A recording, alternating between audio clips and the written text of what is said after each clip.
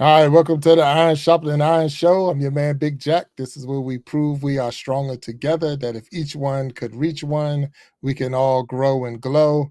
And today is another beautiful Sunday.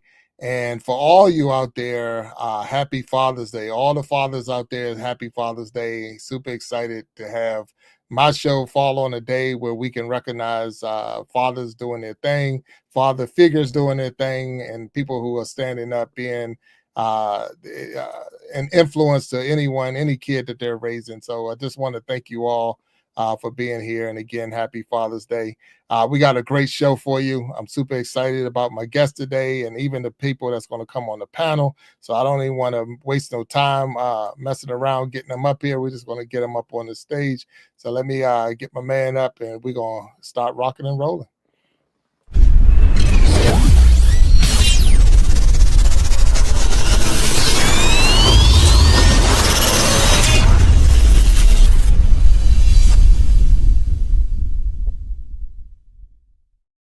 There he is. Walt Talks. What's up, bro? How you doing?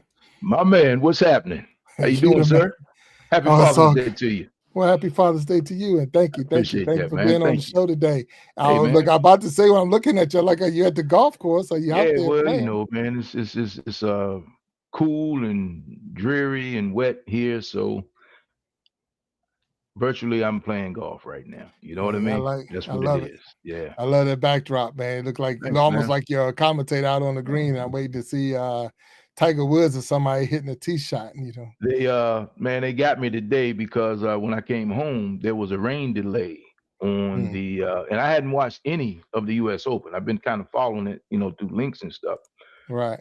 But I get home today and there's a rain delay. I didn't realize it was a rain delay, so I'm looking at Tiger Woods limp around the golf course, and I'm sitting there saying, "Wait a minute, man!" And then they showed it was the 2008 third round of 2008. Yeah, when he played with the broken leg, man. But I'm like, man, I miss my man playing. So yeah. Yeah, that would have been the final round that I was watching. I did the same thing. I was checking it out, and they're playing at Oakmont this year. And it's hard to believe it's been a whole year because I was just at the U.S. Open last year when it was at Pinehurst, and it's been already a year. It's hard to believe that it went that fast. Man. I remember that, man.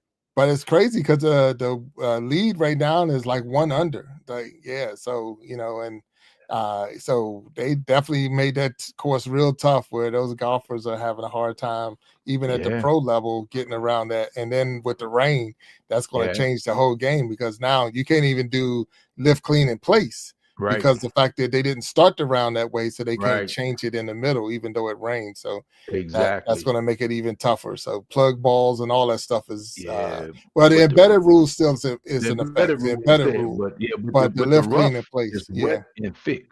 It's already wet thick. and thick. So now it's wet. Yeah, man. So we got a great show, man. We got a great show. So I don't even want to. I'm excited about that too, for sure. Yeah. So we're gonna get our guests up on the stage, and from there, we're gonna do some more talking. But again, for all those who are out there in the chat, we thank you for being here on the Iron Sharpening Iron Show, and happy Father's Day to any fathers out there, and even those who have already passed on. We heavily Father's Day to those. So let's get our guests up on the stage, Walt, so we can get the guests up and have some fun. You know how it goes. So let's go. Absolutely.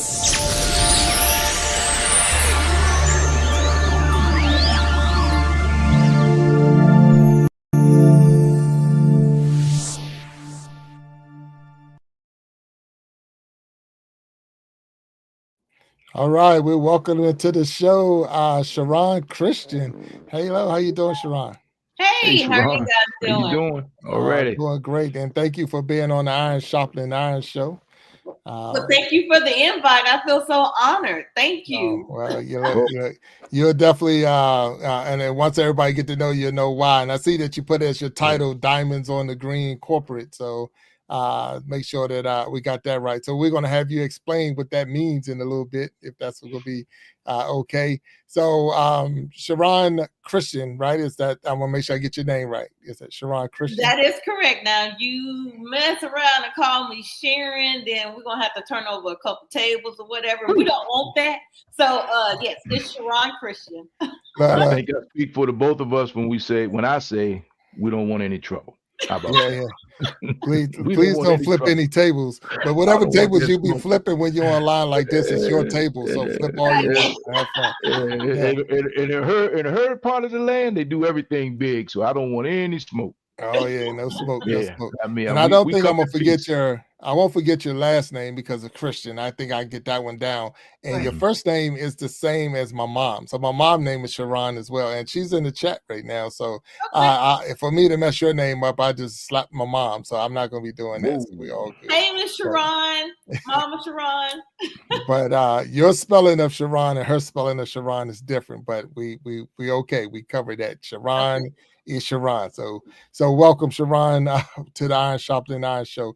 So please tell us a little bit about yourself, explain who you are, and then and we'll continue to talk with you. But explain yourself, or not explain yourself, but introduce yourself to us. Okay. Well, my name is Sharron Christian. I'm the founder and CEO of Diamonds on the Green, which is a women's golf organization, which I started in 2018. Just within the last 2 to 3 years, I also launched a men's organization called Gents on the Green and a youth organization called Emeralds on the Green. And last year, I launched Fashion on the Green to give my members the opportunity to show their fashion, their golf fashion, because everybody have a different, swag on the green. So I gave them an opportunity to show, their unique fashion, golf fashion. And that's basically it. So I've been doing this thing probably about 7 years now. Right. Wow. So look, you definitely throw a lot in there. So we got the Diamonds on the Green, and you said the Gents on the Green, which is for the men. For the men, and Emeralds. Emeralds for the youth, yes. And then Fashion on the Green. Fashion on the Green is for everybody. So everybody. They can a runway fashion, so they can show their own little swag of golf fashion. I got you. Okay. All right. So then it sounds like it's a lot of fun. Now I'm telling you that right now. It sounds like a fun. So is this open for all levels of play, or do you got to be a PGA pro or one handicap? I mean, what is it doing? Absolutely not. This is for any skill level, anybody that want to learn the game and want to, continue their skill level, because, I can't very well exclude entry-level golfers, because when I started the organization, I didn't know how to play. Oh, okay. Man, I was supposed to say, Jack, we may be in trouble. I was thinking that, but go ahead. No, it's for everybody. It's a safe place for everybody. If you want to learn the game, that's what the organization is for. I'm sorry, excuse me. It's for. And I can be a testimony that if you're really interested in learning the game, playing the game, that you can. Because again, when I started, I had no idea about how to play golf. I played every sport there was, basketball, volleyball, I ran track. But when you get a certain age, and I say seasoned, your knees don't work the way that they used to. And I used to be my daughter's volleyball coach. So after COVID, I wanted to find something to do, because I was becoming an empty nester. And the gentleman that I was dating at the time, he was an avid golfer. And when I went to the driving range, I didn't see women, and I certainly didn't see, women, minority women. So I'm sitting there looking like, I think there's probably more women that would like to learn how to play the game, but don't know how to get started. And really, it started out just like a whim. And I put something on Facebook, say, hey, I'm looking to start a women's golf organization, who's interested. And it just went from there.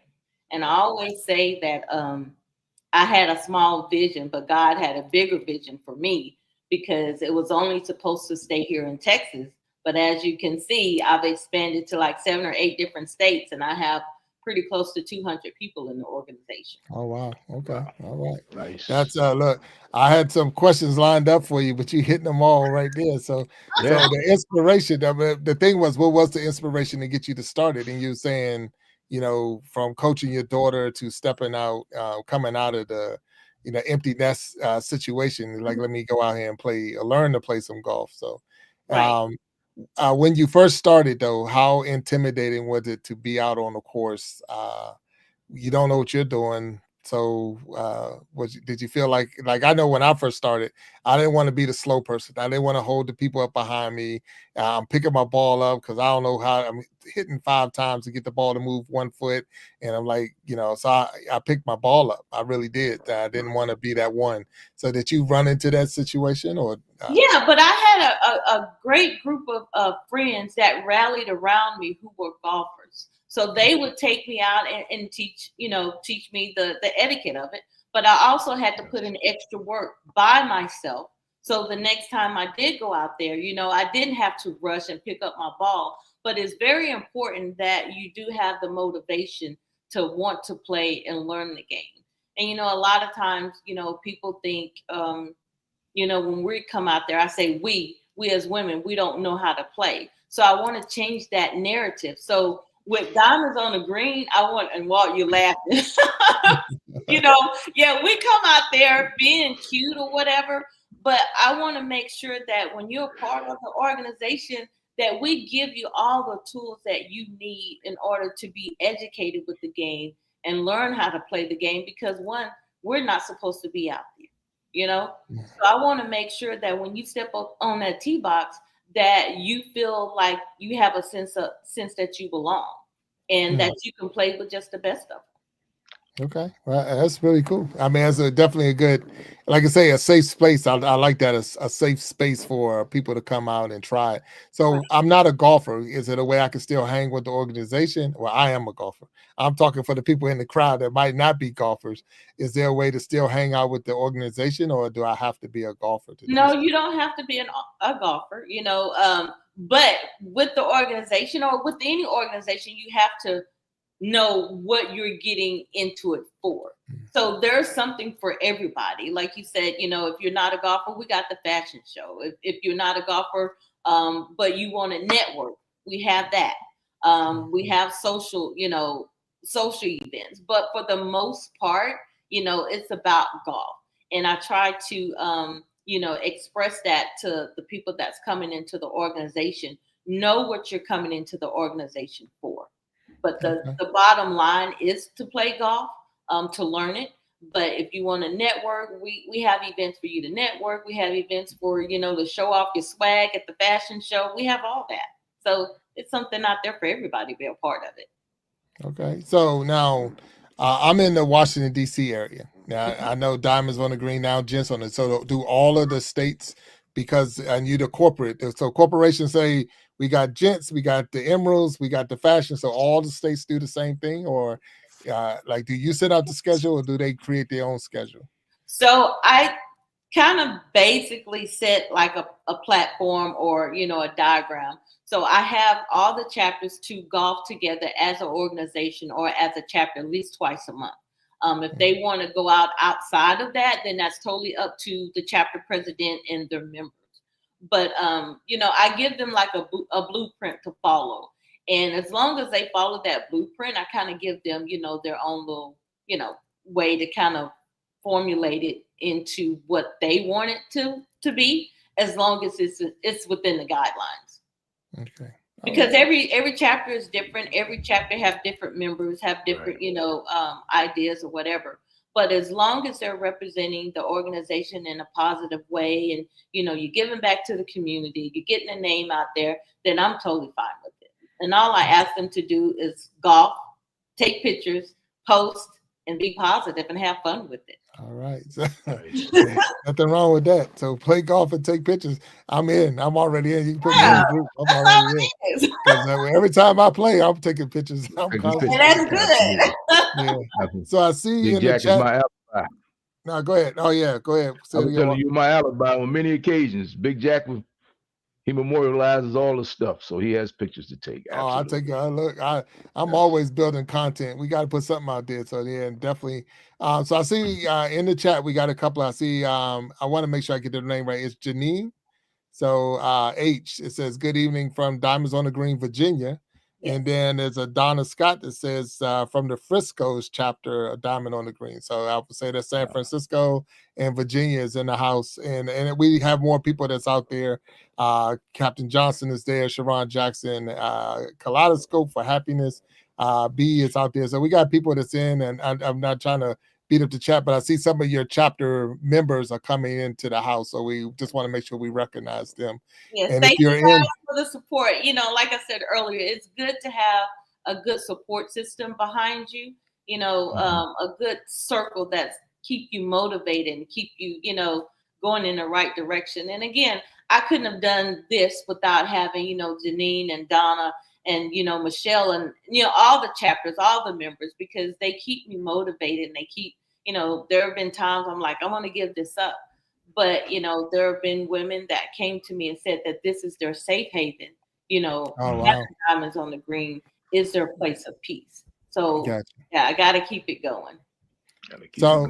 And I know it started with just the diamonds, and now it's expanded to the gents and the emeralds. So is that because of the growth, or was it like the women were going out playing around the golf and the men sitting at home like, wait a minute? Or is it a time where the gents and the diamonds get on the green at the same time? So let me explain how that happened. So, yeah, so a lot of, you know, with my Diamonds on the Green members, their significant others, their husbands, their boyfriends, they were so supportive of the organization, and they were happy to see, you know, the members getting out and having fun. So I felt like it was only, you know, fitting and only right to give them something to do as well. So my Prince George County chapters and Bill and Keith and all of them, they were the driving force in me starting Gents on the Green, because they have been so supportive. So, you know, as you know, when you play in golf, it doesn't matter how big, how tall, man or woman, you can play that with your significant other. You can play that with your children. So I wanted to make it a family affair. So if you have your husband, your wife, your son, your daughter, all of you guys can play together as a family. So that's how that full circle came in with the diamonds, the gents, and the emeralds. So I made it a family affair. Oh, no, that's awesome. I mean, really, it is awesome. And that's one thing I love about the game of golf, that all levels can play, all ages can play. It doesn't really matter. As long as they can hold a club and swing a club, they can get out there and play. And a safe space to do so is awesome in a sense. And I'm sure it's a lot of competitiveness, though, because Absolutely. Absolutely. I don't want to put you on the spot. So what's your average, or what's your handicap range? So what are you handicapping right now? So when I first started, it was, you know, pretty high, but I'm very competitive. So I worked at it, and now my handicap is between like a 10 or 11, you know. Okay. So yeah, I shoot anywhere from 80 to 90. 95. Okay. Yeah. So for those who don't know what she's talking about, and so the normal course is a 72. So that's a par 72. That means I shot a par on every hole and I got a score 72. That's about the average score. And to say they're shooting anywhere in the 80s and before 90 is saying that they're shooting just a little bit under bogey golf, if we want to look at it that way. So that means that Sharron can shoot pars, and she can shoot some birdies, and she might shoot bogeys, but at the same time she's shooting good golf. So yeah, I'm not in that league, so I'm gonna have to stay out of maybe maybe you'll let me play with I'll dress up. I'll go out and do you can play with us. Hey, we got you. Walt, we got you too. So hey, it doesn't matter if your handicap is a 57, we'll still make you look good. Hey Jack, so we can play. Okay. Don't get in the skins game with her. No. And the word on the street is her nickname is Sandy, because she's sandbagging. She's probably more like an 8 or a 9, right? Yeah, she's probably more like an 8 or a 9. Wait a minute. So we've had other golfers on the show before. We had Miss Kendall Jackson on the show. Yes. So do you know of Kendall Jackson? Absolutely. Kendall is my heart. She was one of my first recipients of our scholarships. So when she started Howard, we presented her with a scholarship, and just to watch her from the beginning of her college days to now where she's graduating, oh my God, it just does my heart so good.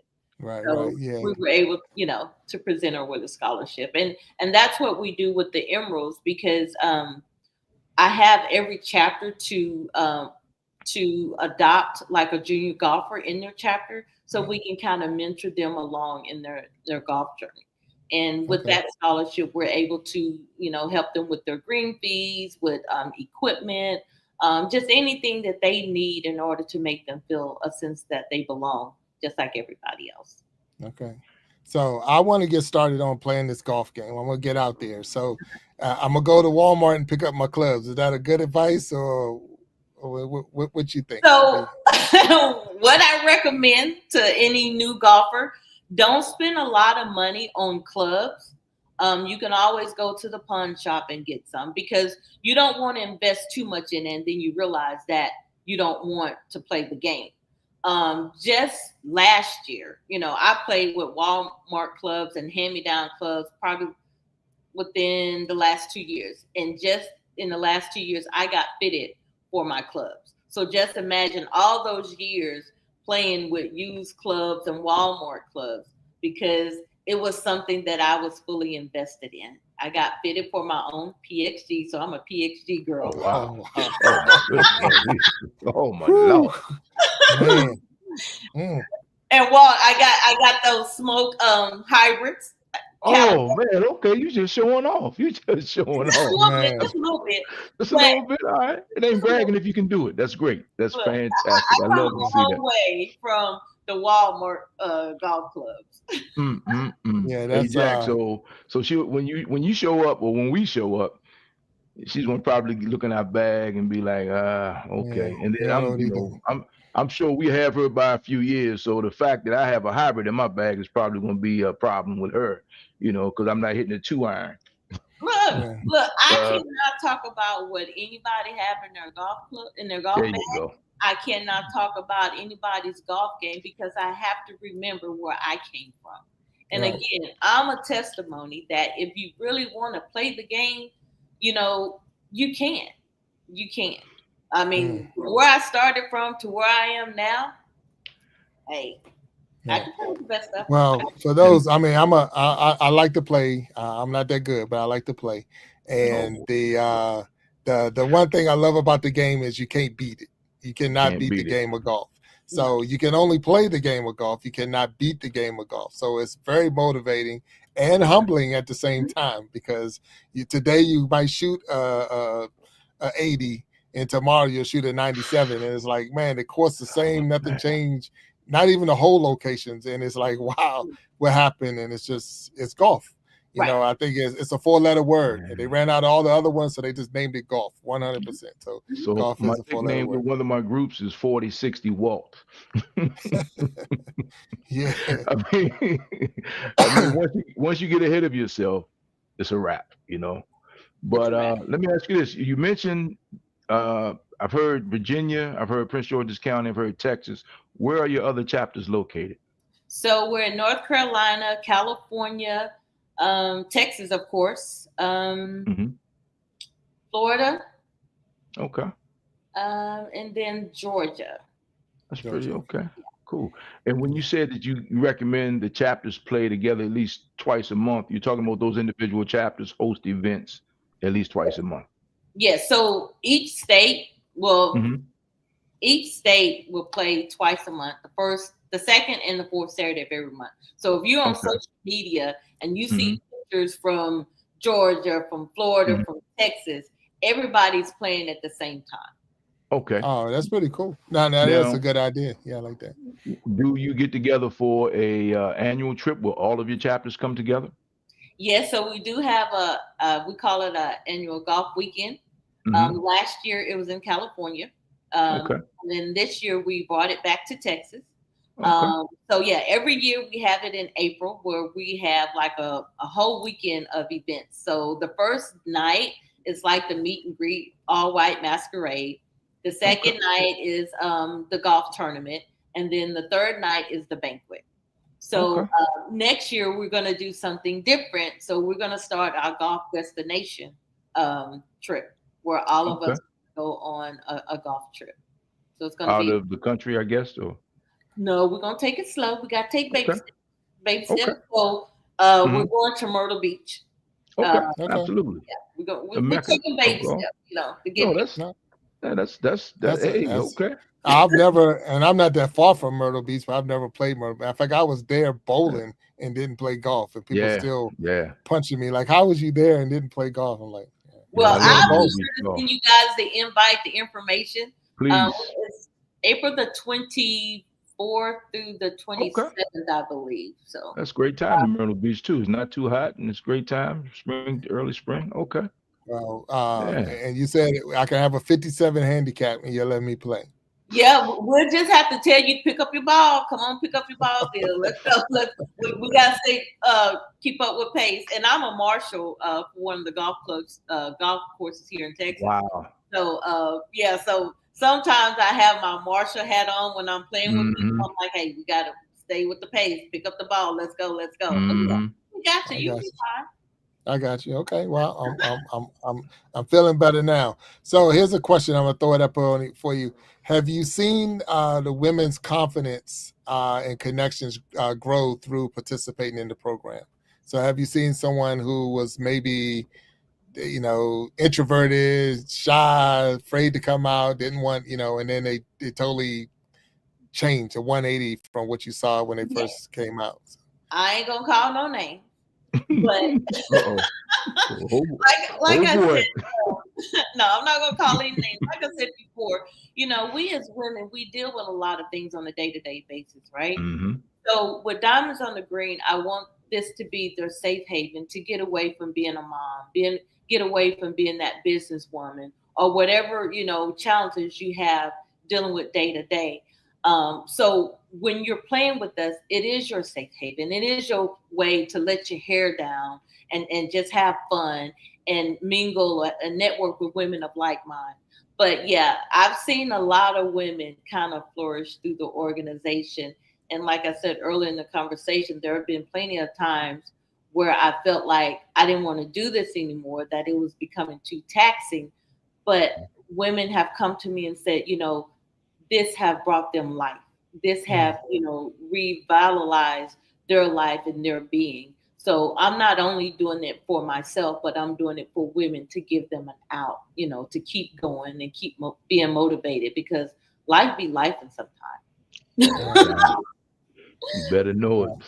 Say No, it loud for the people in the back. yeah, for real. It'd be life, and when you get on Yeah. that course, Yeah. you just get away from all that. Yeah. Even I play by Yeah. myself a lot of times, and that's my place. Okay. And it's become the place of peace for a lot of women. Okay. All right. Hey, I appreciate that. So was it tough starting the organization? Did you have any major challenges, anything like that?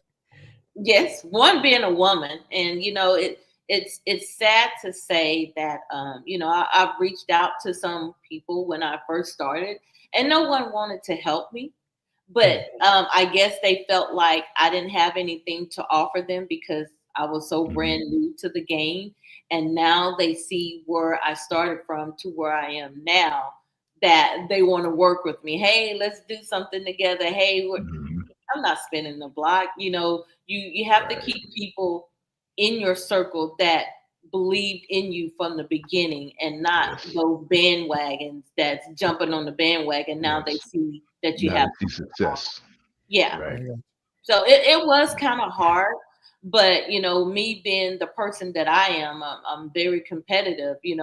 I don't want to ask anybody for anything. If I ask you and you can't do it, okay, I'm gonna figure out a way to do it on my own. Make it work. Okay. Mhm. All right. No, that's good. That's good. So what advice would you give a person that's watching tonight that's maybe curious about one playing golf or joining a group or something like that? What type of advice would you give them? Don't be scared. Be like Nike. Just do it. Hey, Jack, she is tough, man. She is tough. Be like. I mean, you can't be fearful. In life, you have to do something. You just can't give up. If it's something that you want to do, reach out. We have our website, diamondsonthegreen.com. We have Facebook, we have Instagram. And if you do have that interest in learning, we got you. Don't feel intimidated because, again, I didn't know how to play the game when I first started. But you have to have that motivation and that willpower to want to learn and want to play. And if that's what you have, we got you. I got you. So, And where? Oh, go ahead. Well, go ahead. No, go ahead. Go ahead. After you, Jack, please. No, I was gonna say I was trying to figure where did the I know diamonds. Where did the diamonds on the green come from? What made you pick that name out of all the names? Out of all the names, so again, I didn't want to attach a color to it because I wanted to be open for all women, all minority women, all women of color. So as we know, diamonds is a girl's best friend.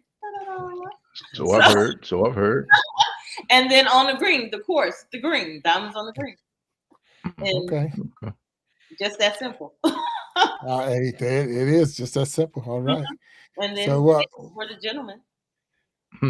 So I think we just dropped your website down in the chat, and thank you, B, for doing that. So it says diamondsonthegreen.com is down there in the chat. So if you're interested in being or learning more about Diamonds on the Green or helping the Diamonds on the Green, because it sounds like they got a lot of good programs going, and definitely the scholarship program and helping the youth develop and get into that, because a lot of places there is just either no courses around, or it's very expensive to have those to get in those courses and play around the golf. And even the equipment is expensive, especially for a youth. It's a lot. For those who don't know, it's harder for a youth because they're still growing. So even though they might get a set of clubs this year, next year they're 2 feet taller than they were the year before, and then those clubs they're no longer good for them. So I have my youngest, he plays a little bit, and I went through 3 or 4 sets with him and he wanted to keep getting taller. I'm like, I'm not buying anymore unless you are serious about this, because it gets expensive. And then it's the proper shoes and the right golf ball and all the other equipment that you need out there to get on the course. But it doesn't really, to have fun, it doesn't really, you don't have to have a whole lot of stuff to have fun. But most places when you go, they want you to have a set of clubs. And they want you to pay the green fee, and they want you to pay the cart fee, and they want all those things that come into it. So it can be challenging on the pocketbook sometimes to get out there and play the game. But I'm one of those people that will pick the cheapest course around, because I just like playing golf. I don't have to play at the Pinehurst. I don't have to play at the Pebble Beaches and all of that. When I do have an opportunity to play there, I play. But I'll play on the county courses just as easy as I'll play on the big courses. So you're not limited and locked down. So I guess I gotta ask that too. When y'all set these rounds up, do y'all just go all over the place, or you try to pick the top courses in the area? Well, we try to go to different courses, but because each course is different. But yes, golf is expensive, but like anything we do in life, we figure out what it is that we want to do. Like women, if we want a purse or we want them shoes, we're gonna figure out a way how to move some stuff around. But it's a lot more expensive than any other sport, but there's ways around it, to be within your budget. We try to give our members the opportunity to play different courses, because like I say, each course is different. Right. No, I appreciate that. I like the idea. I like what you're doing. I definitely like to move around and play different courses. I don't think I would ever be a member of one course. I want to, if I'm gonna pay that membership, I'm gonna go play those other courses. So you don't have to worry about me. I'll be moving around. And I'm one of those people that do get secondhand balls. So I'll go to secondhand.com and play it again and all those other places and get my golf ball, because I know I done donated a lot of them in the woods and in the water. So, those are brand new balls that just hit in that water. So if they go in there to find mine and find others, I know they're good balls. So it's other, like I said, there's ways to get around a lot of stuff. So you'll go in the woods looking for one ball and come out with 5. So you look. So I say I'm going golf ball hunting. Look, I come out with my 10 balls in my pocket. That's how you play. That's how you play. You lose one, you find 10. Yeah, that's a win. That's a win. Exactly. The people that are out there with them Pro V1s, $5 ball, I'm like, shame on you. I'm going to Costco's and get me what they call the Kirklands? Kirkland. Yeah, Kirklands, Kirkland. Yeah.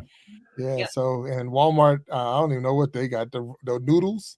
I mean, I've seen all those balls. So yeah, there's no shame in my game because the way I play, I can play with anything. I'm okay. I'm good to that's go. that's how it is when you first start out. You play with any ball that you can hit, and now I've kind of graduated to getting fitted for my own clubs, the PXGs, and now I play with certain types of ball, the Callaways, and I'm kind of done with the Callaways now. I play with the Tylers, but again, you kind of graduate through the journey of playing the game. Okay, so a question that came up was where you located. So we know we're in Texas, but Texas is a big state. Right. So what area is your chapter in Texas? So we have a chapter in Frisco, Dallas, Rowlett, Rockwall, and East Texas. Oh, wow. Yes. Okay. So when we saw Frisco, Texas. Yeah, I was thinking San Francisco. I was. So it's a Frisco, Texas. Yeah, so we have about 4 chapters in Texas itself. Yeah. Okay. And then Texas is a big state, and yeah. So I'm not even going to say anything else about Texas. I'm going to leave that one alone. And then I see it said Hampton Roads, Virginia. So yes, that's what's our up. Virginia chapter. Okay, so Hampton Roads, Virginia. So that's pretty good. And so I apologize because I honestly thought Frisco was San Francisco. So No. I'd have been lost out there in San Fran looking for the diamonds on the green. For the diamonds out. You're not gonna find us out there. Okay. Well, not yet, because it might be a chapter coming up soon. Not yet. Trust. Yeah, it might be a chapter soon. 100%. So as a leader, president, what do they call you? What are you? Are you the leader of the pack, or how does that work? What's the title? President? My title, founder, CEO, but I keep that on the low. No. And I'm with you on that. I would just want to say, so if the chapters had a issue, say Virginia, and I want to pick on Virginia, but all of a sudden Hampton Roads got a problem, is it something that you will settle, or is it that all the chapters come together? How does that work? So in the beginning, they had access to me, and it just became taxing. I do have a full-time job. So it became very taxing where I had to try to, keep everybody together or, answer the questions, because I didn't want any of my members or any of my chapters thinking, they were, treated like stepkids or pushed to the side. So I have now incorporated advisory board where they're able to filter some of the, some of the issues or some of the concerns for me. Because now I'm traveling a lot and I can't get to everything. So I do have my advisory board, and a lot of my chapter presidents have been with me so long where they're able to be self-sufficient. Okay. That's good. Now, excuse me, we're YouTubers, we're Facebook, Instagram, TikTok. So I know you said you have we can find you on any of those platforms. So I guess, are you building content, or are you putting things out other than just showing the pictures of when you're out there, or do you actually maybe teach and put those videos out, or have you done anything like that? So we do offer clinics for the chapters. The chapters would get together with the state golf associations or with the golf courses that they're affiliated with and give clinics. And I have them to make videos of them, at the clinics. And even I do videos of me when I'm out there playing by myself and put it out there, because I want people to see that we're not, quote unquote, commercial golfers, that we can actually play. A lot of times, you see just still shots. You can do a prop with a golf club any day, all day in a bag. But like I tell the ladies and the men, actually show a video of you actually playing or hitting the ball, so they can see that we actually can play. And I've surprised a lot of people, and they thinking that I can't play. So, I'm just the opposite. I come out there, they're like, oh, he can play. Like, oh no. Yeah. So my greatest experience playing with the lady, I love playing with women. Years ago, I used to go to a public course every weekend, and I had a young lady. She would always be there in the morning, so they'd always pair us up with another twosome.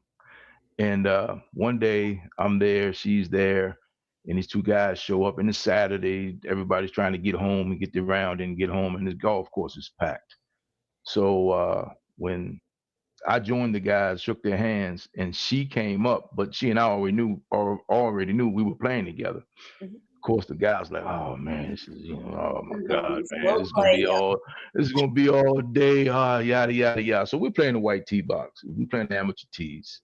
It's probably about 6,200 yards, and they hit, I hit, and she comes and they start walking to the red tee box, to the ladies' tee box, Mhm. and she's like, "Where you going?" And he's like, "We're walking up to the." She says, "I'm playing the white tees with you guys," and she just roped one down the fairway.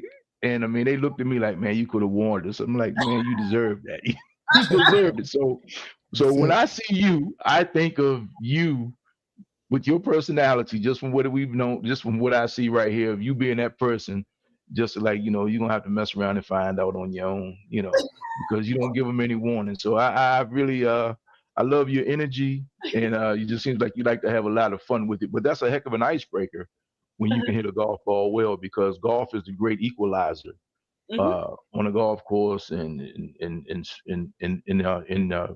in person. I mean, like, you can't fake it out there. You either Nope. can or you can't. There's no Yeah. faking it. I mean, you are exposed on the golf course, and hard times builds character, but golf will reveal it.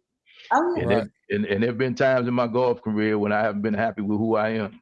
But you got to pay your bets. If you can't play your way out of trouble, you got to pay your way out of trouble, and just figure it out the next time you play.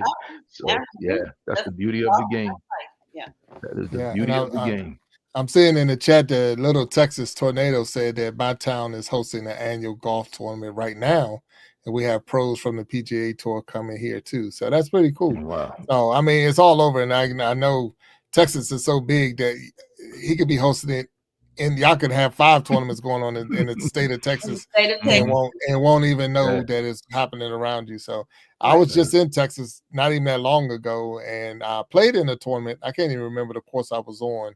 But it was so dang hot out there, it wasn't even funny. So that was like, they don't have to worry about me coming back in the summertime. So it was in the summertime in Texas, but I'm like, yeah, it's too hot out here to be playing. So drink a lot of water if you're out there playing in the Texas. Make sure you get your sunscreen on and protect yourself. So that's another thing that we definitely encourage doing that.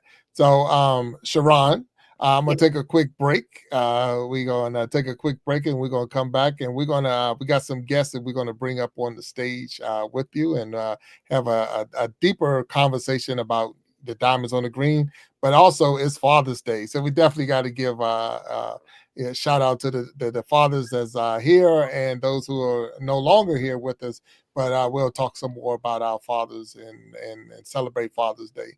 So let's take a quick break, and we'll be right back on the Iron Sharpening Iron Show.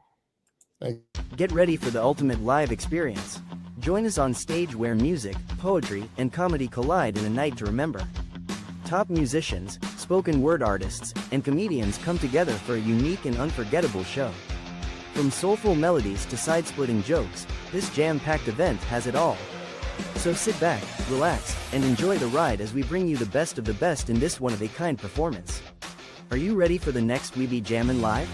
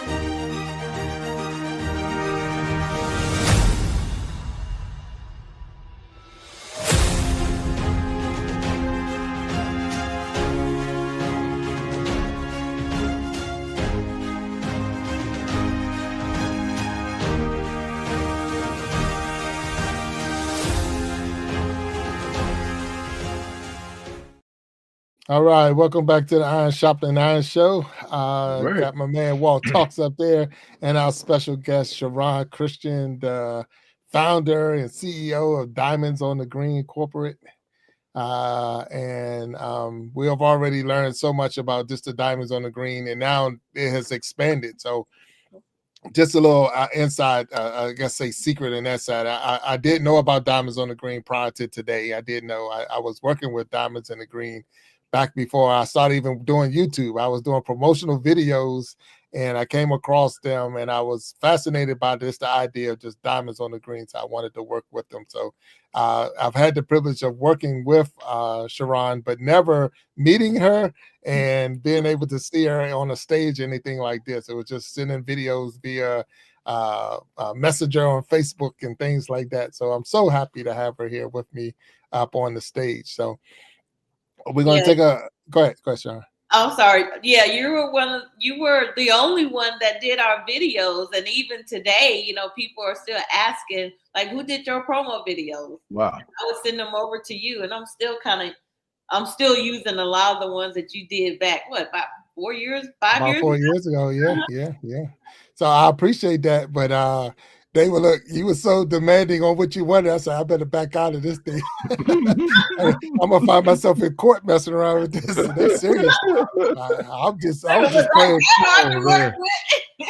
I was just playing around. Y'all serious about this thing. So I really didn't want to mess your business up. So I was no, you did an awesome job. I mean, what you brought my vision to life, and it's individuals like you that I'd like to share my platform with. It wasn't the fact that you had to be an expert or anything, but I really was appreciative that you took the time out to make them, because I was just starting out. I didn't know anything about promo videos. I didn't know what I needed, but for you to, take your time out of your day to even, make them for us, I certainly appreciate that. Well, I appreciate you saying that. That means a lot to me. Thank you.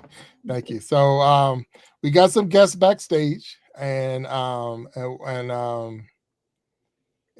want to get them on the stage. looking at someone sent the comments. I had to check it out, but let's get them up on the stage, and then we'll keep moving on with the show. But thank you.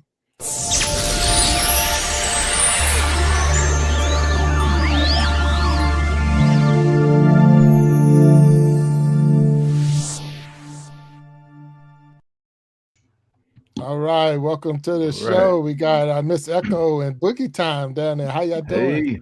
Good. How are you? How you ladies doing? All right. Good. So I know that y'all was back there. I might have heard some of the show today with Sharron. It's hard to say Sharron because I'm be saying my mom. So Sharron Christian and Diamonds on the Green. But we know today is Father's Day. So and I'm glad that you're up here, because I just wanted to. I know it's so different from Mother's Day, and we got one more, so I want to bring Miss B up on the stage. Excuse me, there's Miss B. How you doing, B? Hey, B. So the big thing is the huge difference between Mother's Day and Father's Day. I mean, and not. So, and I, as we go around the panel, we're gonna, and Sharron, I don't want to put you on the spot. These other ones are content creators. They're former guests on the show. So each one of them has been on my show. I've been on their show. So I would say that we're social media friends, and that's in that aspect, So, and it's still a safe space. We're not trying to put anybody on the spot and call anybody a bad child or any of that dumb stuff. That's just not what we're trying to do. But do y'all believe? And we can go around. Do you believe there's a difference in the way we look at Mother's Day to Father's Day? And I'll start with Echo, because she's shaking her head, so she got an answer. So do we, Echo, look at it any different? I really think people do look at it differently. And I don't understand that. My dad was as much a parent as my mom, if not more so a parent. So I've always celebrated fathers, in my life. But I do think society looks at it a little differently. I think everybody, automatically is going to love their mother because they gave birth to them, But if it wasn't for the dad, they wouldn't be here either. So That is biology 101. I heard about 100%. that somewhere around my school days. I heard that has to. It definitely takes two to tango sometimes, and that's That's what what we I heard. heard, man. I heard about that. That's Yeah. right. So, Yeah. so what you think, Boogie? What you saying down there, Boogie Time? Yeah, I definitely think it's a difference. Unfortunately, I don't think Father's Day gets as much love. And like I said, it's unfortunate because there are a lot of great dads out there, and I think they need recognition as much as the good mothers do. I think it actually might make things better in our world if they were given that. But it's a lot of layers to it, a lot of stuff. But yeah, I definitely know it's different. Hopefully it changes. Okay.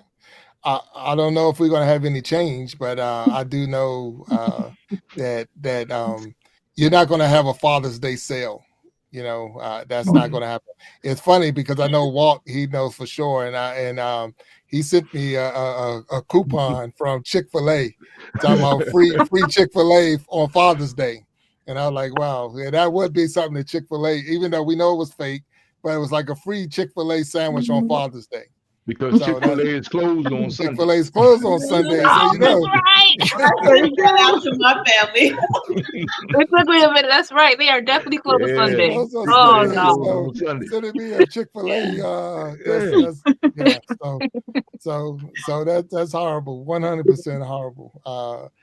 But at the same time, I'm not gonna say they get a bad rap because I know different fathers and mothers. It's hard to say.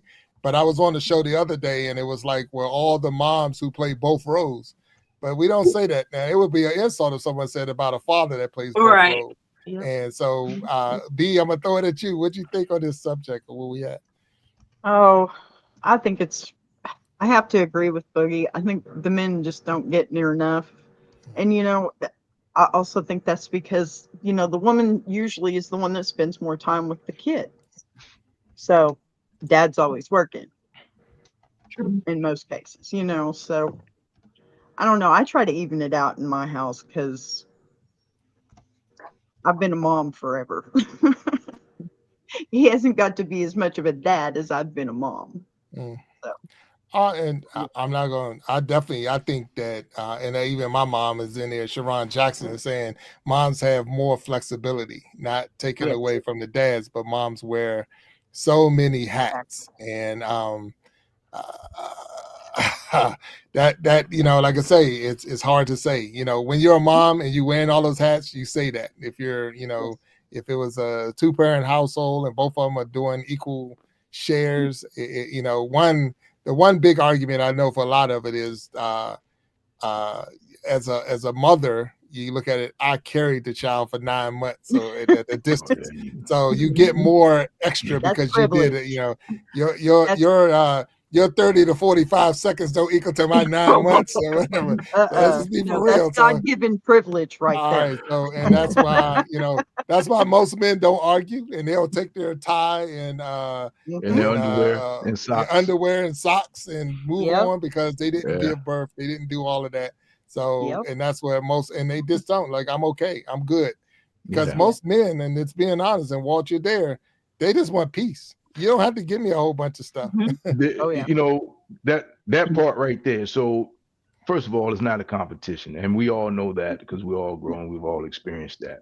Yes. And as any man knows that, hey man, when after taking the son to football practice, yada yada yada yada yada, the first thing he says when he makes it, hey mom, right? So we get that. But men just want, it's not that they want equal attention, they just want to be recognized. And sometimes nothing is a real thing. This is just me having conversations with some of my friends. So as much as it's a great idea for Father's Day to have him on the grill cooking you everything, he may just want to go to the golf course and chip golf balls today. And so everybody's different. It's a great conversation. And the reason there's so many jokes about it is because it is funny, because there is such a disparity and a difference, and that just makes a great conversation. So that's why when you say you can make a reservation, you can get up Sunday morning and make a brunch reservation on Father's Day, you'll be fine. So that's why it's so funny, because there's a big difference, and it's almost like a joke. And to men, at least men my age, my circle, I mean, we just kind of laugh about it. But every now and then, men can appreciate a good pair of socks or some underwear and a tie. I mean, we all Some need clean underwear and clean socks. something And to look golf forward to. golf Golf gift ball. certificates are always great, always great. Yeah. Yeah. So Give me the Yeah, gift I have card. a whole golf bag full out in the garage. You're welcome to them. there Oh, you go. okay. All right. Well, Yeah. okay. All right. Look, Yeah. diamond on the I green. want. Look, Sharon, you hear I that? said it me, in the I chat. need them. Yeah. Look, I'm a female I said doctor. in the I need chat. them. Yeah. Get Yeah. me a new On shirt, Father's Day. and I will get you some golf clubs. I want one of Yeah. them iron sharpening iron shirts. And can I say real quick, Echo? I think we're sisters tonight. Oh, that's what's up. They both got the memo. That's how it worked right there. So I don't want to cut you out, Sharon. So what do you think on this topic we're talking about? What do you think society often gets wrong about fathers and fatherhood? I know I changed the question. So what do you think society gets wrong about fathers and fatherhood?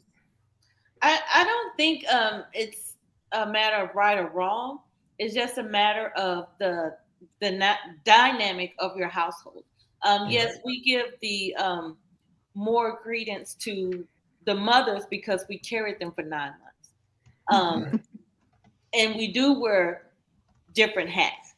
But the father, and I can't remember if it was B or Echo that said it, that the father is away from the home making, making the money, so he's not there. But I think, both of them plays a very important role in, Oh yeah. the household. So Well, I, and I that's I just really think it's, how your household or your dynamic of your household is done.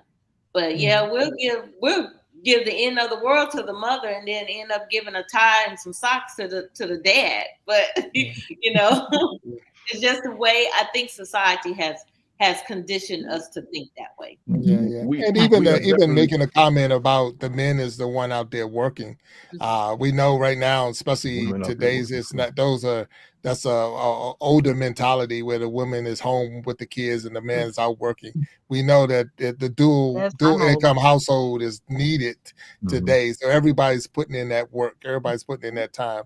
Right. To the point, even on the show, Sharon, you made the comment you was coaching your daughter's volleyball team, and so seeing a mother coaching a team is not unheard of. Where that was my thing with my boys. I was out there coaching them and this and that. So and not only coaching your own kids, you're coaching everybody else's kid that's out there. And even coaching the parents that's sitting in the stand, because that was the hardest part of me coaching was the dang parents. The I know, kids are right? easy. The parents is like, wow, y'all crazy. So that was one of them. So I'm gonna throw another question up there real quick, and we'll start. I'll start with you, Walt. So I'm gonna throw it on you first, and we'll work our way around the screen. But what one lesson your father or father figure taught you that you still carry with you today? Mm. So all y'all can think about that. Is there a lesson? And I'll leave it back up again. What's one lesson your father or father figure taught you that you still carry with you today? So the two that stand with me today, the first one is, hey man, you got to play the hand you're dealt. You understand? That's just what it is. You got to play the hand that you're dealt.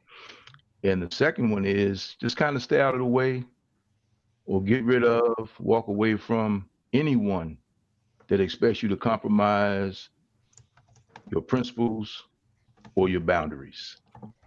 And that's the one that's pretty much sticking with me in my 60s. I'm 61. And you just kind of evaluate situations and you just realize, you know what? Because at the end of the day, it's easy to lighten up than tighten up. So it's just easier to just deal with this up front, walk away from, It's seven stay out of o'clock. the way from anyone who gets in the way of your peace, your principles, or walks over your boundaries. And that's those two right there pretty much hit home with me, especially today, man. Father's Day, of course I'm thinking about my old man and yeah. But those two things have stuck with me since I was a teenager and really stick with me now. So that's where those two right there, pretty much the biggest things for me. Yeah. All right. Sharron, I will come to you next. What you got? All right. So my father, he's a retired drill sergeant, and he's a retired pastor. Surprise, So, surprise. yeah. So I have that A type of That person. explains a lot. And he was a chess player, and he taught me how to play chess. So he taught me, chess is like life, and like you said, well, you deal with the hand that you were dealt with. As a drill sergeant, they teach you not to give up. In chess, you have to be methodical about every move that you make in life, Yes. because every move has a reaction to what you do. Yes. And I know you said 2, but I have 3. With him being a retired pastor, he taught me faith in God. Always keep him first. So those things have always stayed with me, and I'm not ashamed to say how old I am. I'm 57. So I live by those things. Make sure you just work with the hand that you're dealt with.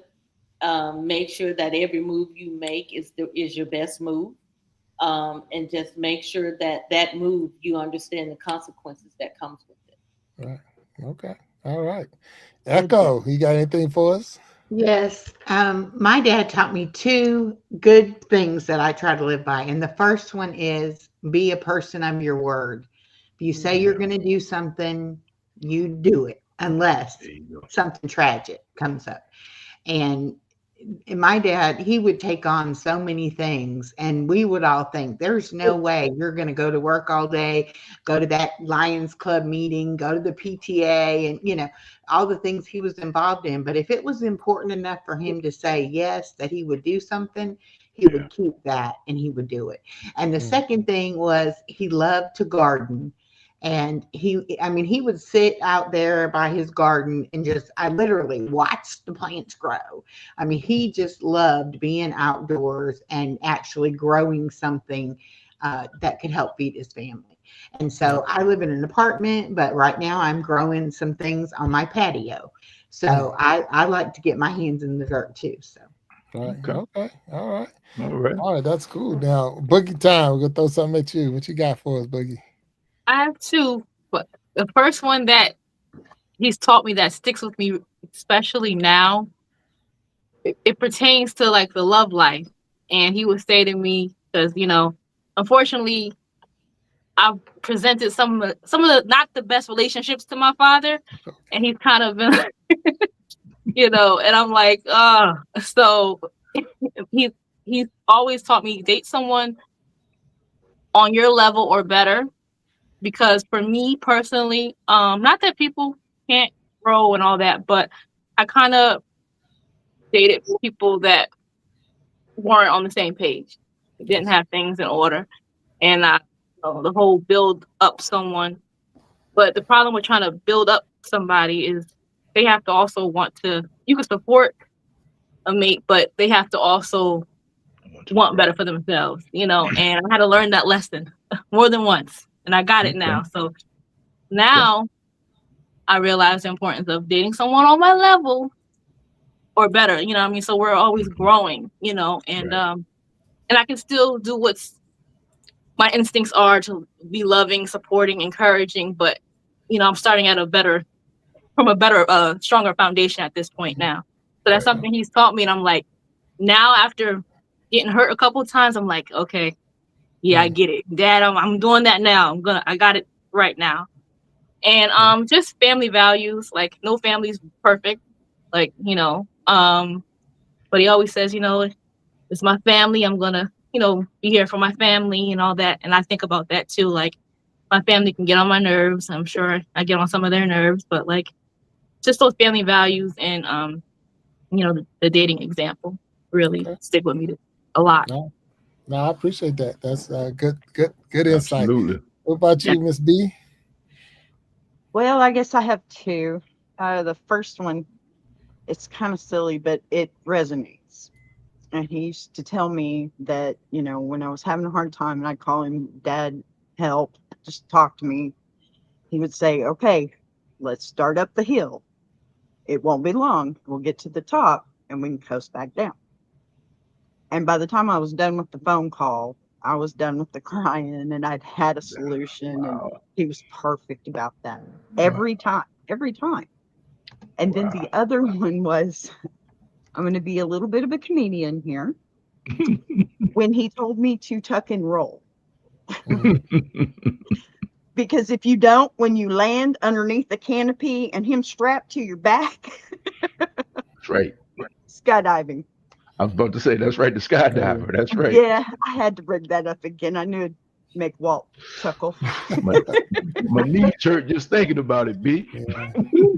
Yeah, you got to The tuck and first roll. time I did it, I was 13 years old. So he's been doing it since before I was born. He was in the Air Force. Right. Yeah. Yeah. Well, most people in the Air Force don't want to jump out that plane that they're in, but I guess he if made you a have career to, at it. He made a career I at guess it. somebody He got to even see if the had- ejection seat work. Somebody got to check it.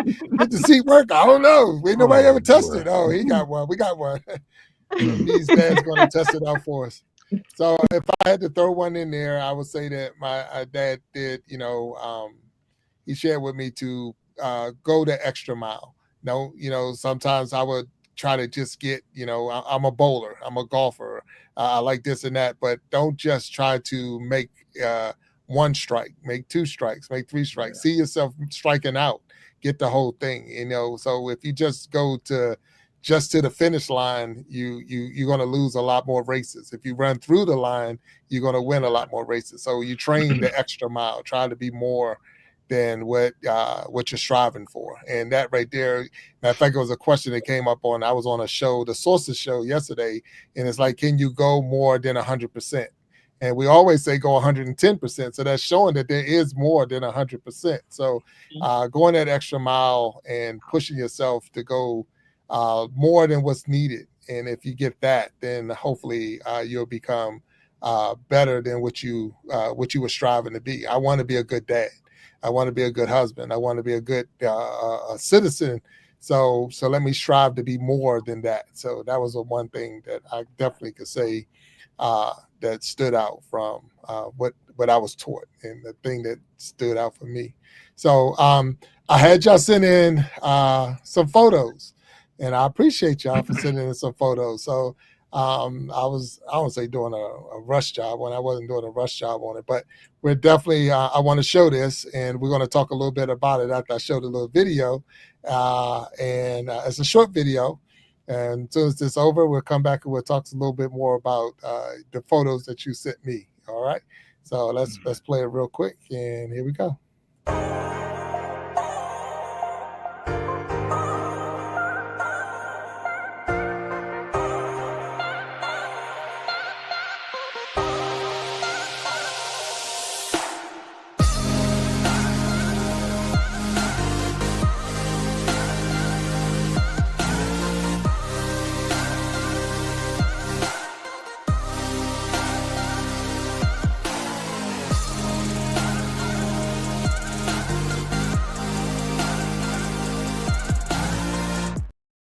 All right. So we're back. So I'm gonna go around the horn again, and we're gonna talk about your video. Talk about your the one video, or not video, but excuse me, the one photo that you sent up, and you allow me to share. So Walt, I think you were first. I'm gonna say you were first. So here we go. Let me see if I can get it up on here. So Walt, what you got for us, sir? So I'm Walter C. Jernigan III, and living your life being a third, especially while he was still alive, was always tough. So basically, I had a nickname growing up. But real quick, when I was about 14, 15 years old, I can't remember what happened, and but it was the worst thing that had ever happened to me in my life at that time, right? And I said, man, probably one of the dumbest things I've ever said in my life as I look back on it. I said, why did this have to happen to me? And my father said, who in the H are you? He said, let me tell you something, man. He said, you carry my name. And if you can't carry my name, And if it's too heavy for you to carry, then you need to change your name. That's what he told me. And then he said, which one of your friends would you rather call and have them go through this? And at that point, I'm like, man, that wasn't what I expected to hear. But I realized how selfish I was being at that point. And that's one of those things that always stuck with me. And every time I go through something, I think about that. And like he's been gone, man, 25 years, but it's like he's still here. And we favor and have a lot of the same mannerisms. And I'm, bowl in the league that he used to bowl in and all that, man. So it's still a joy to have conversations with people that knew him. I still run into people at the golf course who knew him and around town who knew him. So it's just he's always there, man. I'm going to tell you, the memories, thank God, will always sustain me as far as it relates to my father. So that's the picture there. And he was born February 14th, so I don't have to tell you what he thought he was, right? Okay.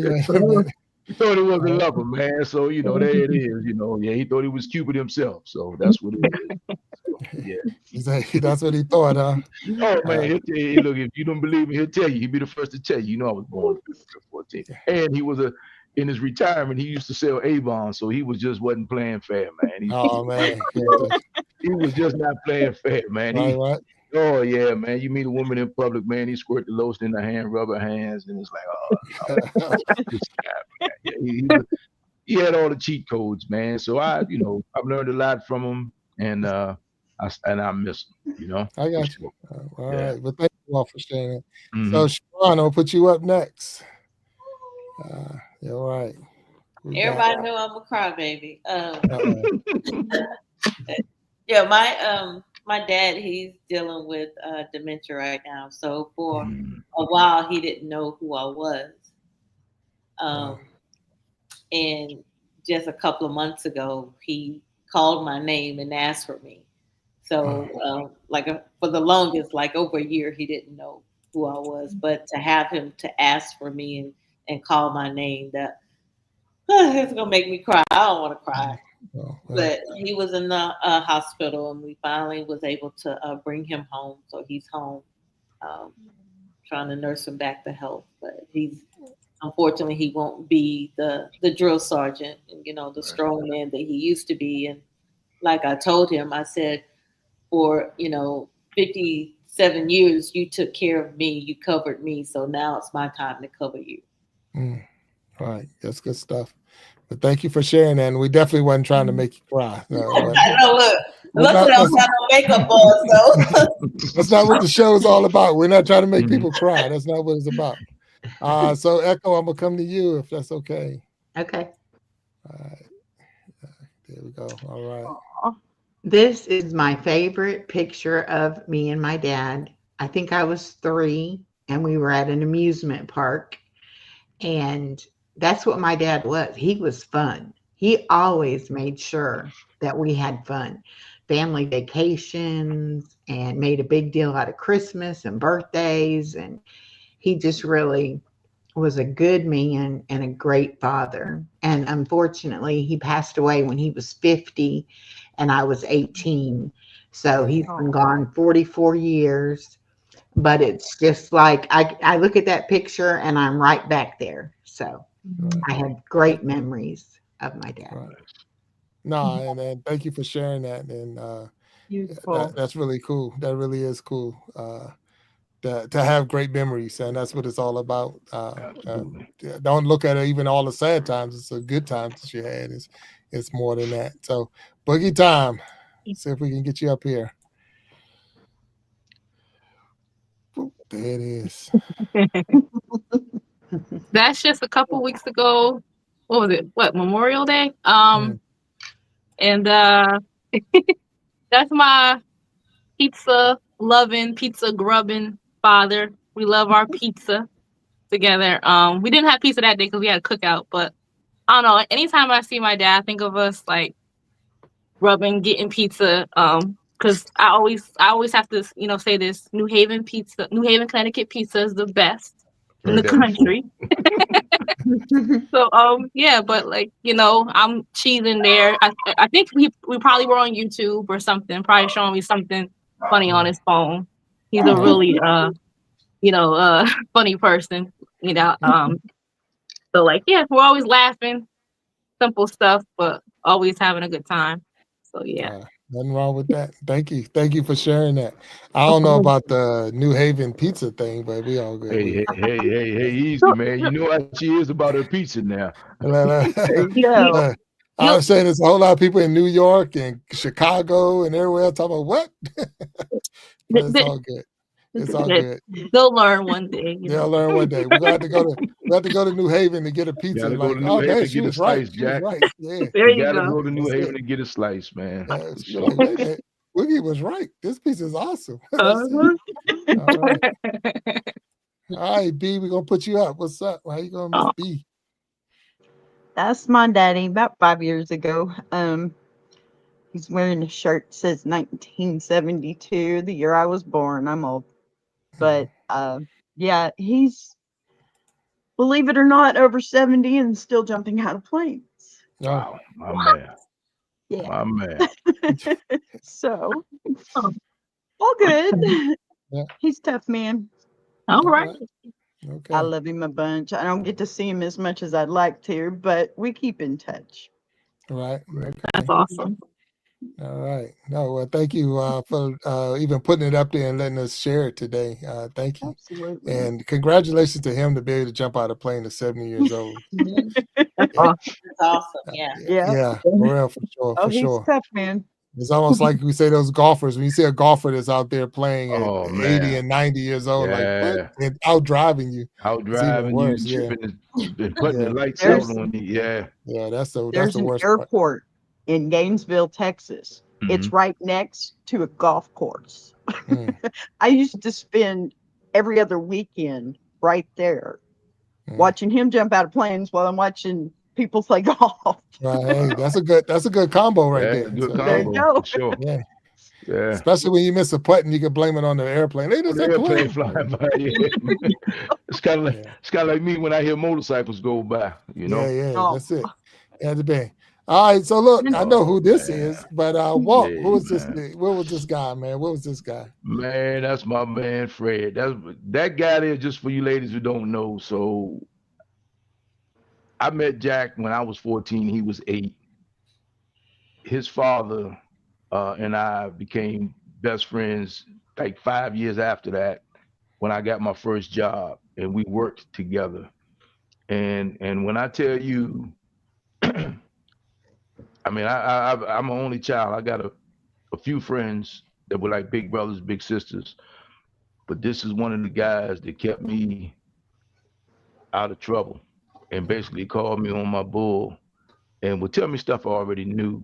But that guy right there, something special to me, because my whole life probably would have been different if it hadn't been for this guy right here. So Yeah.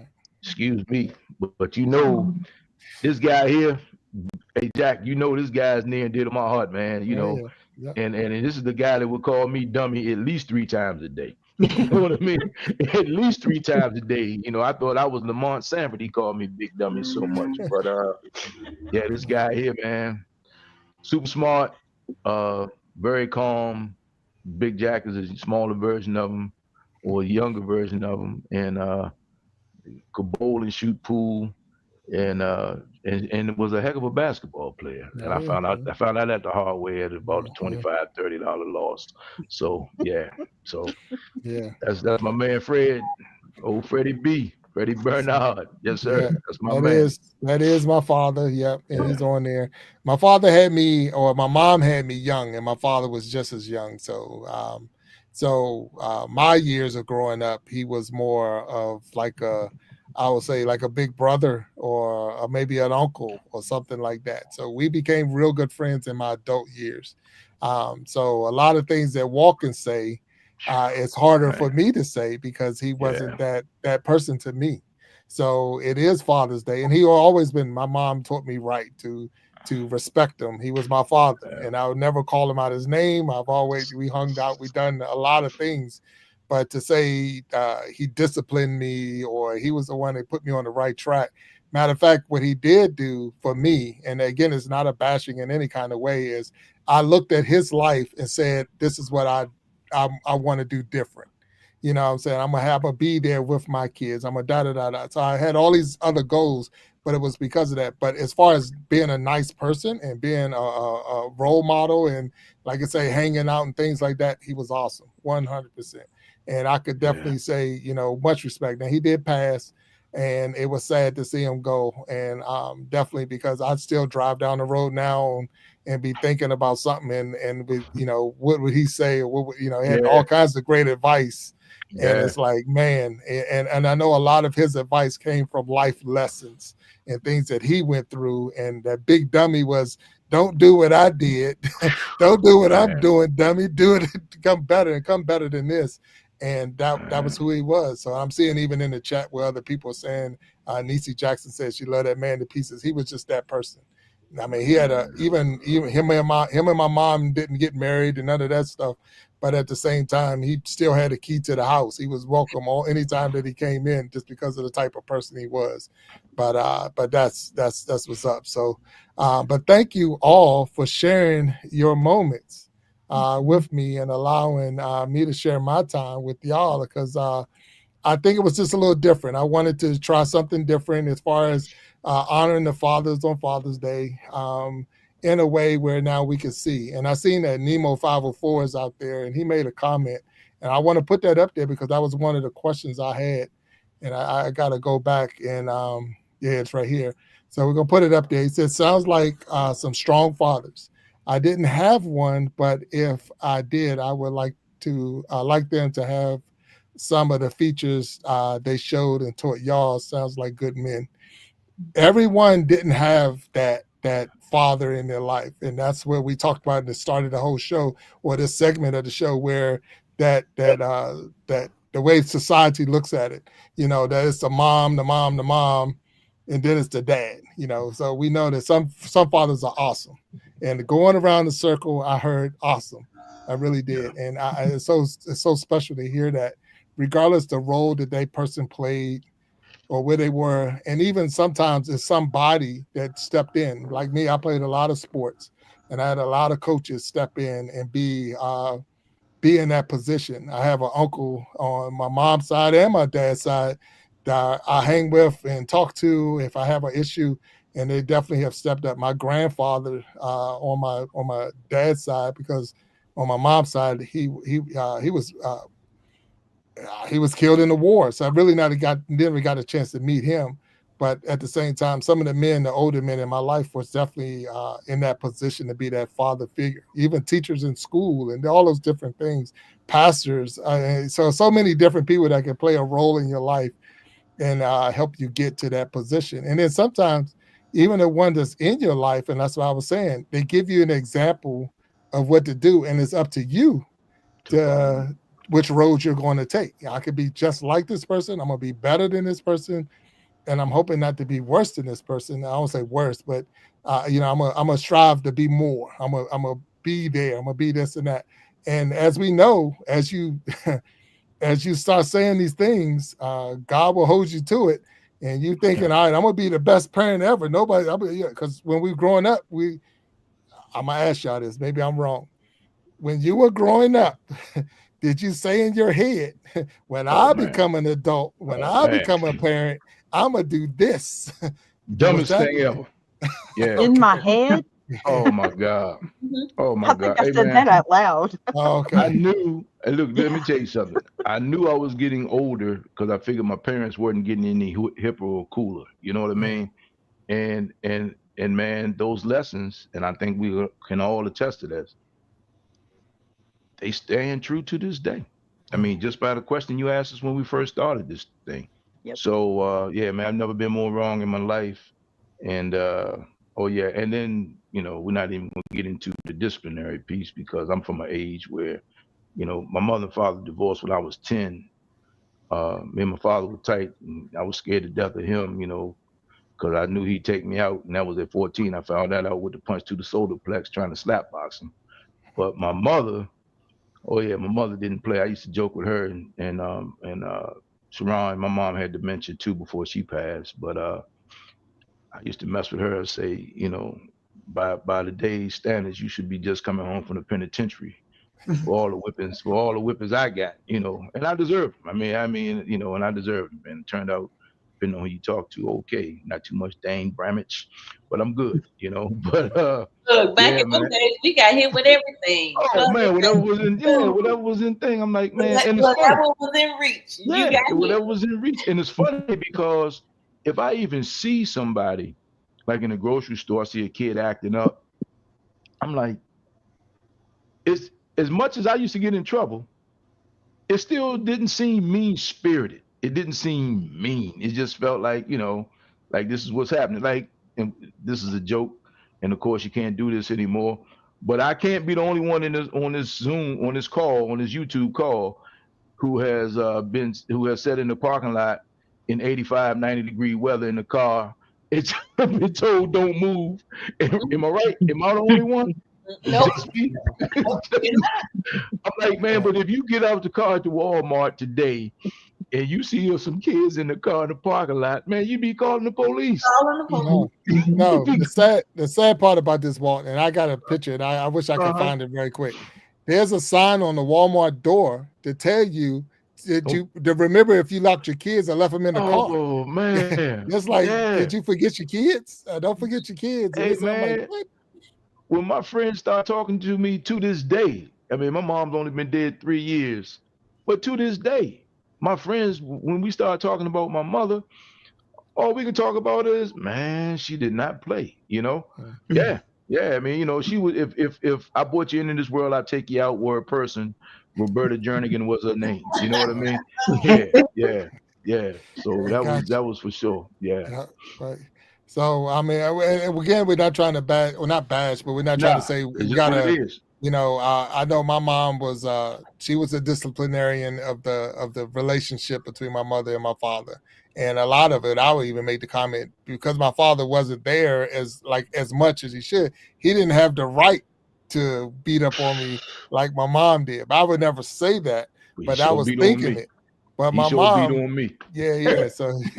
So, and my mom, and look, and she in the chat, so she already know I'm gonna tell it, but she like called child abuse, and I'm gonna beat you till they get here. And I'm like, hey, this this. But at the same time, look, and I've said it 1,000 times, I deserved it. I definitely know I did something that was the only way, and I was okay with it because she got hit, and what my mom started doing was taking the games away from me. So it's like, you can't play in the next game.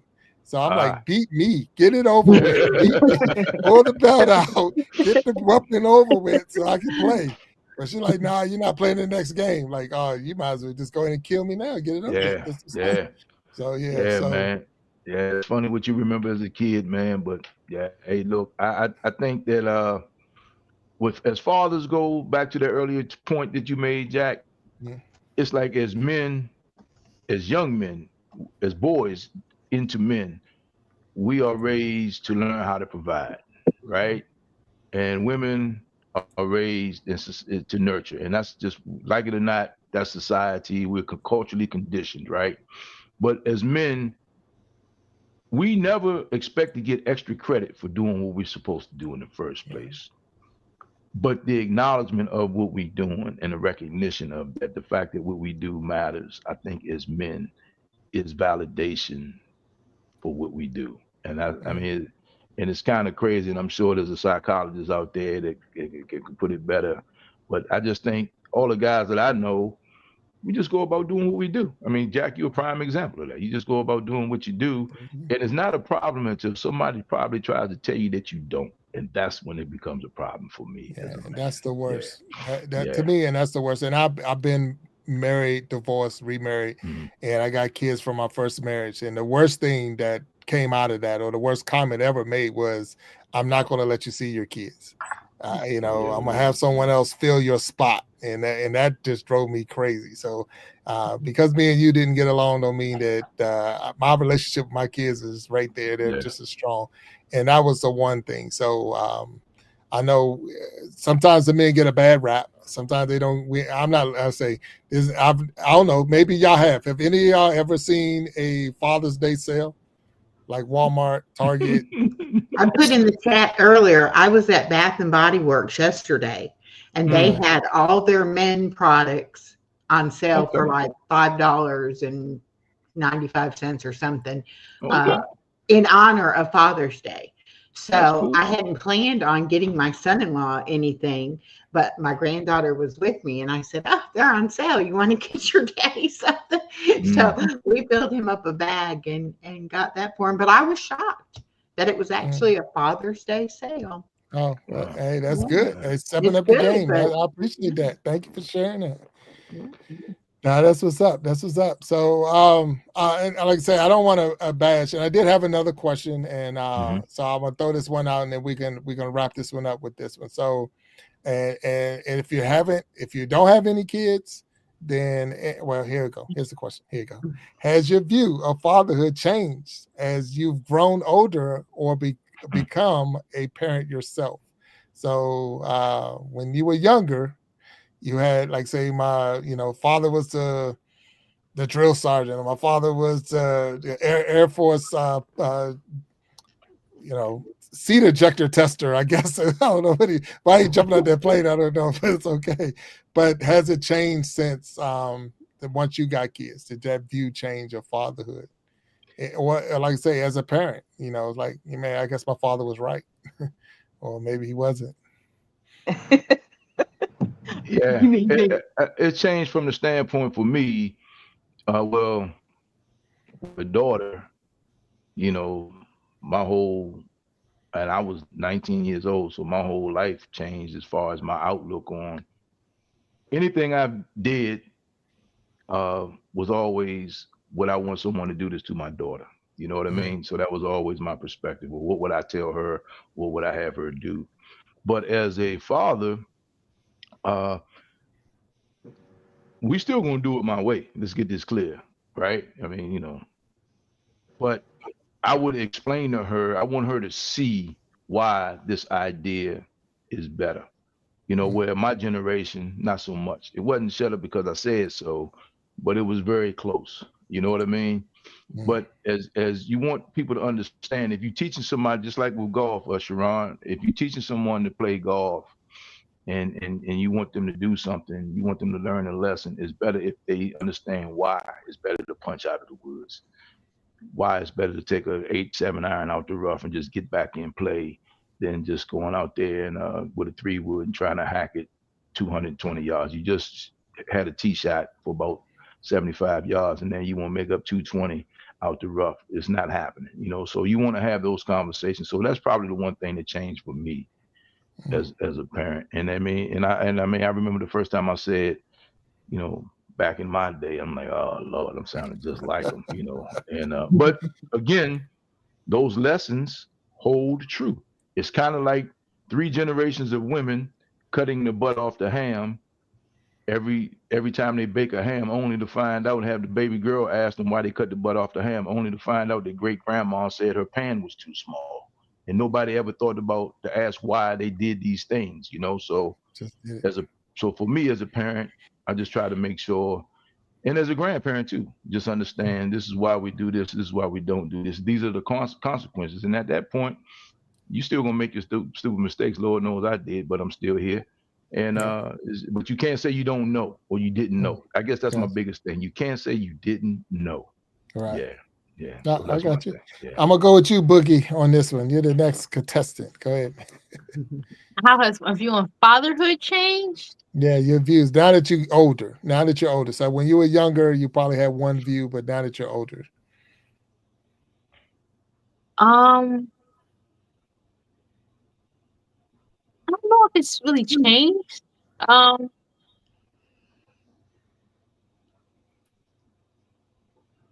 I think basically to piggyback off what I said earlier, I think that fathers should be, more appreciated, more valued. Especially now seeing like how we were talking about in comparison to Mother's Day and just mothers, because fathers or just men period are different than women, you know what I mean? But they still contribute greatly to not even just as parents, but just the society as a whole, which is, what I mean? So I would say my view hasn't really changed, but I guess I would say I have a greater appreciation because though I'm close with my father, I'm really extra tight with my mom. Yeah. But just seeing other good fathers and just living life, I do have a greater appreciation now that I'm older. And Okay. so that's how I would say it's changed. I can respect that. I can. Yeah. Sharron, I'm gonna come up to you. I don't think it changed. Just like Boogie said, I think I have more appreciation for it and I understand it better. Right. With me, being a parent, I understand how things are the way that they are. But when I was a kid, I didn't understand. But Right. I think I have more appreciation. I got you. All right, I appreciate it. Echo, what about you? I don't think it's changed my opinion of fathers. I think it changed my idea about how we should raise our children to love and respect their father, no matter the situation. Mm. I was unfortunate to get divorced after 29 years, and my daughter was 17 at the time. And I never said one bad word about her dad. I wanted her to have that relationship with her dad. And he and I had always talked about being grandparents, when our children had kids. And so when we got divorced, I thought that part of life was going away. But I wanted that for my daughter and my granddaughter. And so we've figured out a way to work it out so that my daughter can have both her mom and her dad, and my granddaughter's got a grandma and a grandpa. Right. So I think it's up to us as women to teach our children that, it doesn't matter. Nobody's perfect and nobody has a perfect life. But if that is your mom or your dad, they love you and you should love them. But we shouldn't put kids in the middle of our adult relationships and make the Right. kids have to choose one or the other or have some kind of feeling about it. And I made sure I stressed to my daughter when she got married that, her husband is not going to do everything exactly the way she does it when it comes to the kids. But let him be their dad. Let them learn his way of doing things and develop that relationship with him, even though it's going to be totally different than her relationship. And my granddaughter, you ask her something about her daddy. I love him and he works. My daughter works too, full time as a school teacher, but that isn't the only thing, that or the main thing that she thinks about when you ask her about her mama, you know. And for this Father's Day, I was having her make a Father's Day card for her dad, and she's writing on it. And now she's only 3.5, so she's scribbling on it, but she's saying, I love my daddy. He works so hard. I love to play with my daddy, and he likes to eat popcorn. And she said, and I love to take his popcorn. Yeah. And I was like, even though it's not the same as the relationship she has with her mom, she has her own unique relationship with him as he does with her. And that's how it should be. I think as mothers, we want, that perfect little picture. And so if the man or the husband doesn't do exactly what we want them to do, we try to either make compensation for that or try to steer the child's attention away from that. Like, well, but this and no, let them see who that person is. They're smart. They're going to know, and like when I got divorced with my daughter being 17, I wouldn't have to tell her. We didn't have to sit her down and say, we're getting divorced. It's not working out or whatever, or that we loved her regardless. She was like, hey, if y'all don't want to be together, you're still my parents. Move on. And that's how it should be. That's not how society makes us feel that we're supposed to do when we break up with someone, that, and there's kids involved. So that I never knew any of that. I just loved my dad because he was a good man and he loved me. But as I've grown into an adult, I can see that those relationships aren't going to just happen on their own. You've got to have some encouragement. You've got to have somebody, saying, look, this is your father or this is your mother, and build those relationships. No, and I'm agreeing. And I see someone in the chat made a comment, unless that person is abusive.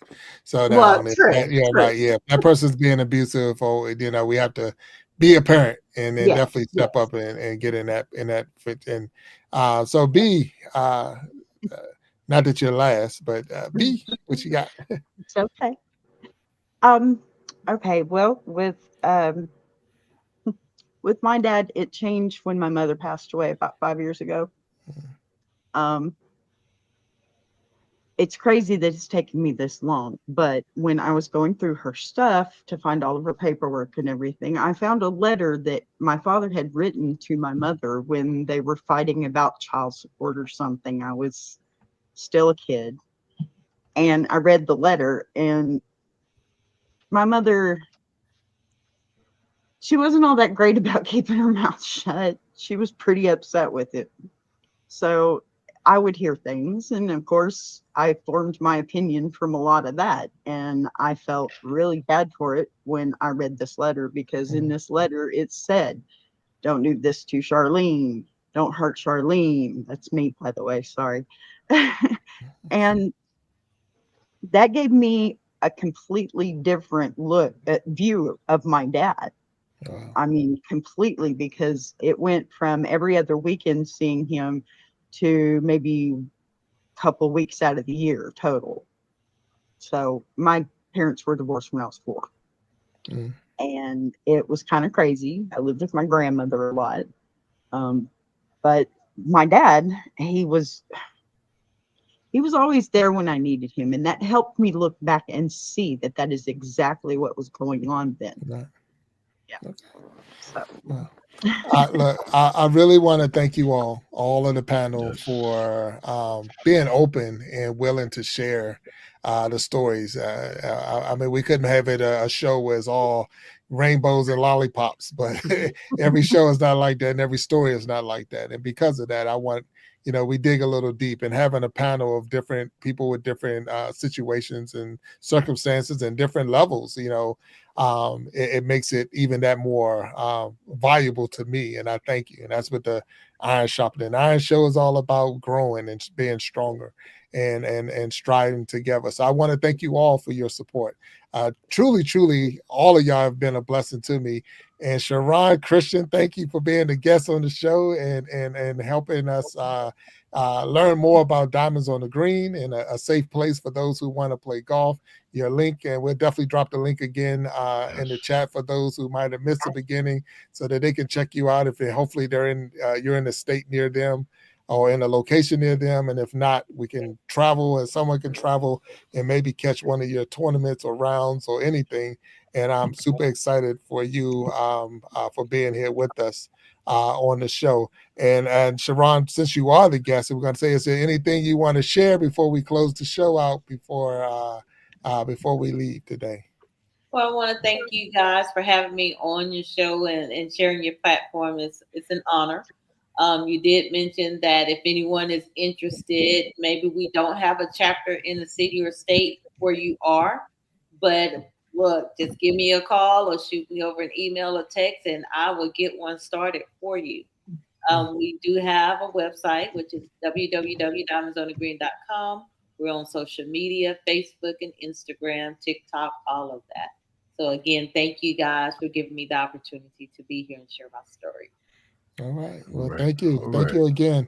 Thank you, So Sharron. everyone that's in the chat, we thank you all for hanging out here. I know we got 3 different channels going. I see B's channel up, Echo's channel's up, and of course, Big Jack's Storytime channel was up. So all of y'all who came to visit today, thank you. For all the fathers that's out there, happy Father's Day to you. Hope you had a wonderful day. I know we're almost coming to an end, and it's time for us to go back to work and all those other things that people got to do.